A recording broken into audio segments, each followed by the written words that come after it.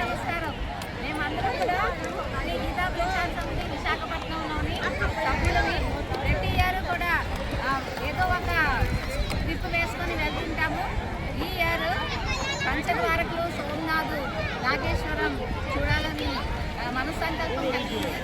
కాబట్టి మేము ప్రతిసారి కూడా భువనేశ్వరి ట్రావెల్స్ ద్వారా వెళ్తూ ఉంటాము. ఈసారి ఇక్కడికి వెళ్ళాలని అనిపించింది.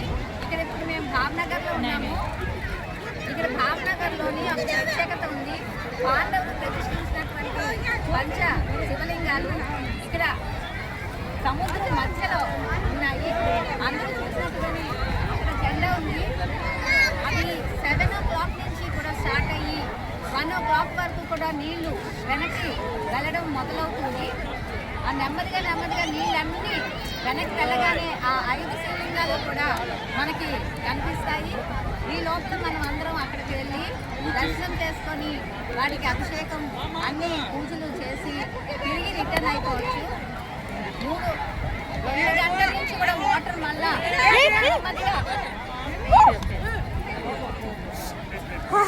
నెమ్మదిగా స్టార్ట్ అయ్యి మళ్ళీ ఇక్కడ వరకు కూడా వచ్చేస్తుంది. అది చాలా మహాద్భుతమైనటువంటి దృశ్యము.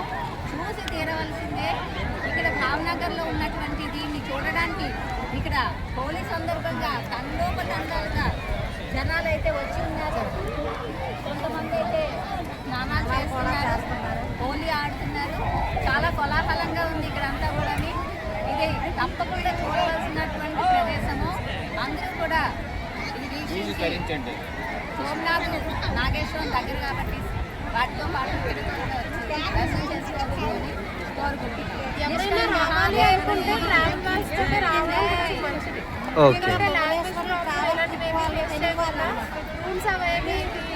వాటికి వల్ల కూడా ఇబ్బంది ఏమీ లేకుండా ఉండాలి అంటే ఏదైనా ట్రావెల్ వరకు రావడం మంచిది కూడా ఏర్పాటు చేస్తున్నారు. బాగా తీసుకొచ్చారన్నమాట. భువనేశ్వర్ ట్రావెల్ ట్రిప్ అంటే సూపర్ అండి. మరి చాలా బాగా తీసుకొచ్చారు మమ్మల్ని. ఎక్కడ ఎటువంటి ఇబ్బందులు లేకుండా, భోజనానికి ఇబ్బందులు లేకుండా, తర్వాత వాష్రూమ్ ఇబ్బంది లేకుండా, దైవ దర్శనానికి ఇబ్బంది లేకుండా ఎంతో జాగ్రత్తగా మమ్మల్ని చాలా తల్లి పిల్లలకి ఎలా తీసుకెళ్తారో అలా తీసుకొచ్చారండి. ఎప్పుడైనా తెలుగు వాళ్ళు వెళ్ళాలంటే ఆయన్ని సంప్రదించండి. Bhuvaneshwari travel trip. Okay, thank you. Hello everyone, మేము ఇప్పుడు ఎక్కడ ఉన్నానంటే గుజరాత్లోని నిశలంక మహాదేవ్ టెంపుల్ దగ్గర. ఇది ఎక్కడుందంటే భావనగర్ నుంచి 30 కిలోమీటర్ దూరంలోని కొసికా బీచ్ అనే దూరంలో ఉంటుందన్నమాట. యాక్చువల్లీ ఇది వచ్చేసరికి ఎలా వస్తారంటే అహ్మదాబాద్ నుంచి భావనగర్ రావాలి. భావనగర్ నుంచి ఇక్కడికి బస్సెస్ అవైలబుల్ ఉంటాయి, లేదంటే ప్రైవేట్ ట్రాన్స్పోర్ట్ అవైలబుల్ ఉంటే ఆటో మాట్లాడుకోవచ్చు. 350 రూపాయలు ఎక్కొచ్చు.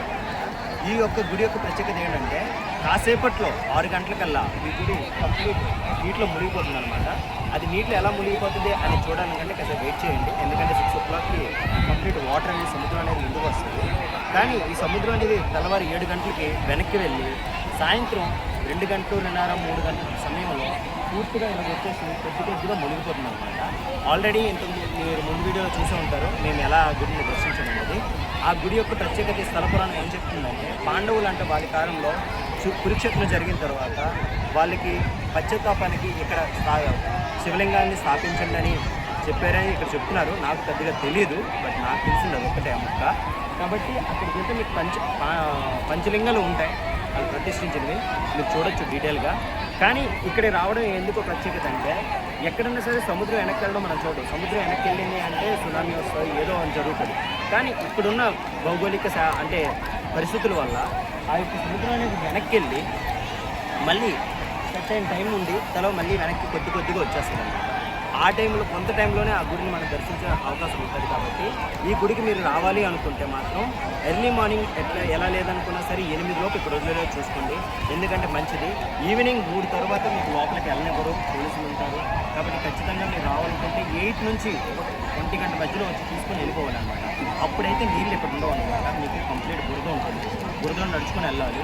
కాబట్టి దయచేసి ఎవరైనా ఆంధ్ర నుంచి వచ్చే వాళ్ళు, ఎవరైనా తెలుగు వాళ్ళు ఉంటే మీరు డైరెక్ట్ అహ్మదాబాద్ నుంచి బస్సెస్ అవైలబుల్ ఉంటే ఏసీ బస్సెస్ మంచిది. ఎందుకంటే నాన్ ఏసీ ఇక్కడ నార్త్లో శానిటేషన్ చాలా వచ్చిండగా నార్త్లో మీరు శానిటేషన్ బస్సెస్ నార్మల్ బస్సులో వెళ్ళలేరు. ఏసీ బస్సులోనే రండి, మంచిది. డబ్బులైనా పర్లేదు, ఒక 350 రూపాయలు ఎంత అవుతుంది. కానీ అదే బస్సు కొంచెం నీట్గా ఉంటుంది అనమాట. అండ్ ఇక్కడికి వచ్చిన తర్వాత ఆటో వాళ్ళు మిమ్మల్ని బార్గింగ్ చేస్తారు, జరగద్దు. కానీ మీరు ఎర్లీగా వస్తే మీకు అక్కడ నుంచి 50 రూపాయలకి గవర్నమెంట్ బస్ ఫెసిలిటీస్ ఉంటాయి. ఆ బస్సులో రావడం బెస్ట్ ఆప్షన్. ఎందుకంటే ఇక్కడ మనకి భాష రాదు కాబట్టి భాషలో వాళ్ళు ఏం మాట్లాడతారో తెలియదు, ఎక్కడ తీసుకెళ్తారో తెలియదు. కొద్దిగా హిందీ వాళ్ళు వచ్చేవాళ్ళైతే పర్లేదు అనమాట. కనుక దయచేసి ఎవరన్నా ఆంధ్ర నుంచి వచ్చేవాళ్ళు తెలుగు వాళ్ళు ఉంటే మాత్రం ఒక గ్రూప్ ఆఫ్ మెంబర్గా రండి, సింగిల్ వైపు రావద్దు. ఇది నా యొక్క సజెషన్, మీ ఇష్టం. అండ్ మోర్ ఓవర్ ఇప్పుడు వచ్చేసరికి ఇంకా కొద్దిసేపట్లో ఆ గుడి పూర్తిగా ముగిపోయిన తర్వాత జెండా ఒక్కటే కనిపిస్తుంది అనమాట. ఆ జెండా చూసి మనం అనుకోవచ్చు గుడి అక్కడ ఉందని, కానీ అంత హైట్ వాటర్ వచ్చేటప్పటికల్లా మీరు వెళ్ళకూడదు, ముందే వచ్చేసి స్పందించేస్తారు. కాబట్టి ఎప్పుడైనా సరే మీరు వచ్చేటప్పుడు జాగ్రత్తగా రండి. అండ్ ఏదైనా మీకు డీటెయిల్గా కావాలంటే కామెంట్ బాక్స్లో మీరు కామెంట్ చేయండి, నేను డీటెయిల్ ఎక్స్ప్లెనేషన్ ఇస్తాను. డోంట్ వరీ, ఓకేనా? ఇట్లో signing off Madhu. Thank you.